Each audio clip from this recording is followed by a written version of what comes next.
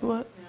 I think they all do it differently. And again, Brandy's had a lot more in-depth interviews, and I actually may be able to expand on it. But maybe it's a hotel room because they're circuit girls and they're traveling, so it might be a few hotel rooms.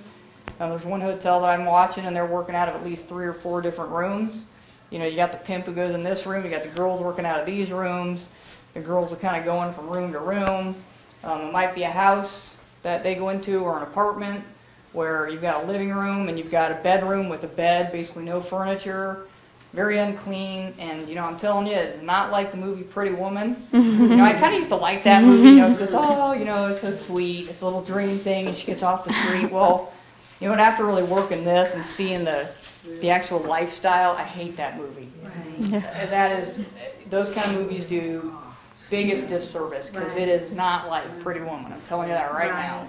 What is the arrest rate for the pimps? Not enough. Not enough. So I mean, if they do get arrested, could they be charged with, you know, What do they get charged sexual with? crimes so we can keep a track on them as far as bracelets go, just like any, you know, They get- molester? They get charged with pandering is what the pimp charge is. What I've really been trying to do, there's something that I put out every month for the West Phoenix Revitalization Group, and then I put it on our website for the Maryvale precinct.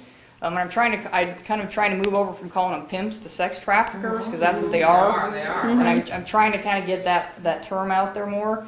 But the pimps are extremely difficult to get. First of all, you got to get the girl to give you the information, right?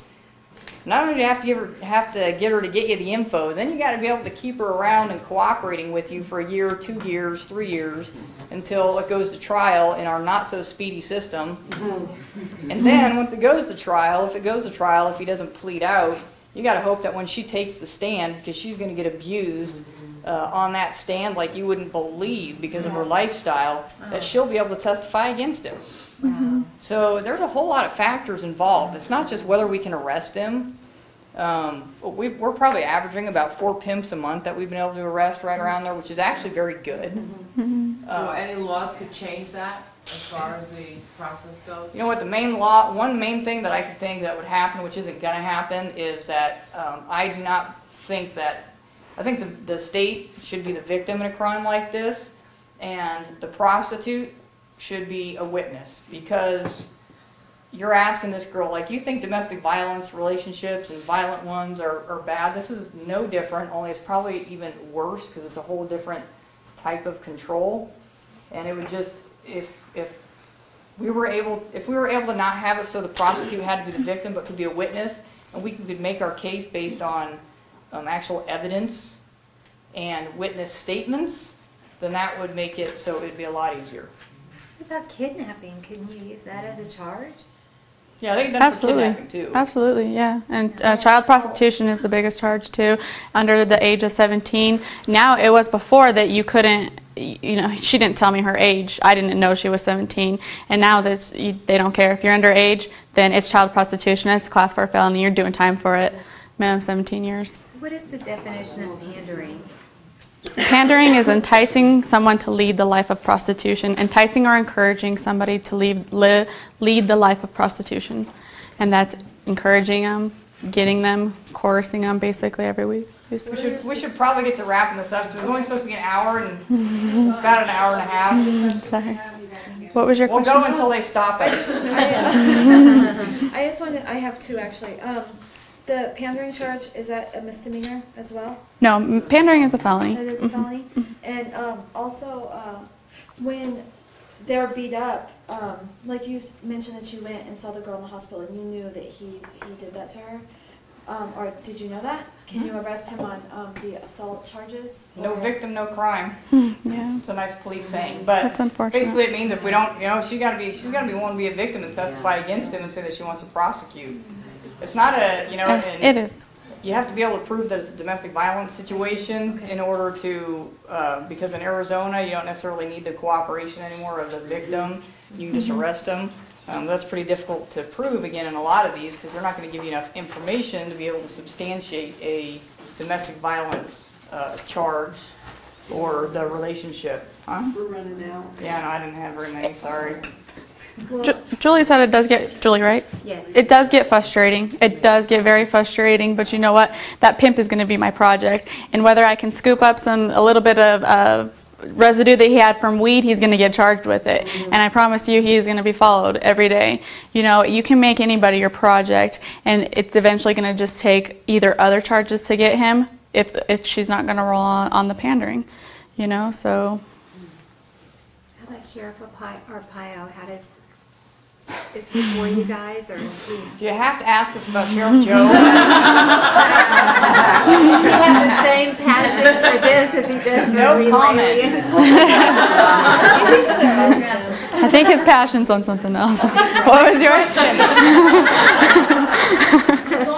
to the kids in the school, you said that they have different colored bracelets.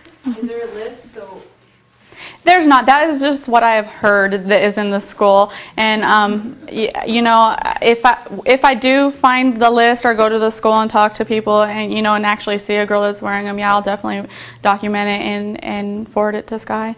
Do you want to educate yourself on things like that? Get yourself a fake MySpace account. Get yourself a cute picture to put up there of somebody that's real cute and pretty and young, and get it from somewhere, or make yourself a fake MySpace account and start making friends. Yeah, That's a good idea. it is. Those are really good. Yeah. And then call you. Yeah. What's going on? Oh, and it'll just give you an idea of the kind of information that's going out. Right. How, you know, how prolific, you know, Yeah. sex in the schools is, and you know, it's just there's a lot of stuff out there that most parents and adults don't want to know about, and it's difficult to find out about because you know And kids then aren't when just you going do to tell you. know, I try to tell my daughter this. She's 13, and friends' parents is like, oh, really? And my daughter's like, oh, Mom, you know, she's so Well, sheltered and so naive. She has no idea. Well, unfortunately, the whole thing of it can't happen to me or it can't happen to my kids or anything like that is again a complete farce. Right.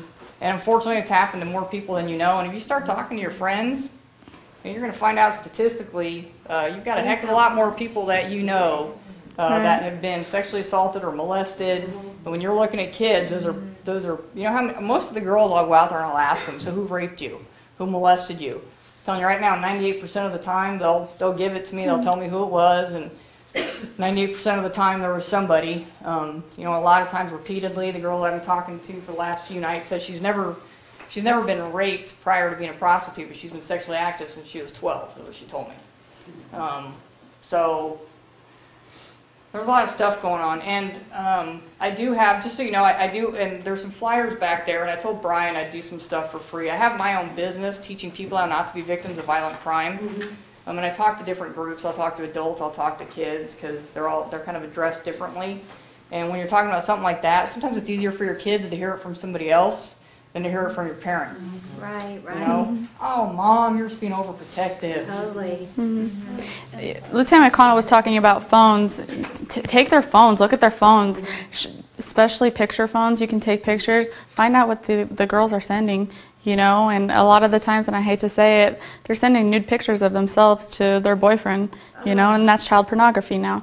So, and then they're going to disperse it to their friends, and hey, look what my girlfriend sent me. So just take their phone and know who they're talking to. going back to the bracelets really quick, Heston had a comment. They have them in schools, and they have the girls wear 8 of them, and it's usually green, blue, red, white, sometimes black, but rarely black. And if a guy goes up and breaks it, the girls have a choice; they have to. Each color represents a sexual act, and if the guy breaks it, then the girl has to give that sexual act to the guy. And they have a lot of them. Like, girls will wear double wrists of them, or they'll just hand them out to other girls, and that's just what it is, basically. And you're a senior at what school? Bosom, and so over on Bell. So, yeah, I know they have Shea and Shadow and all that. So. There you go, all North Phoenix First-hand type school, experience. right? Yep. First-hand experience right there. So they're out there, and that's actually information to me too. Thank you.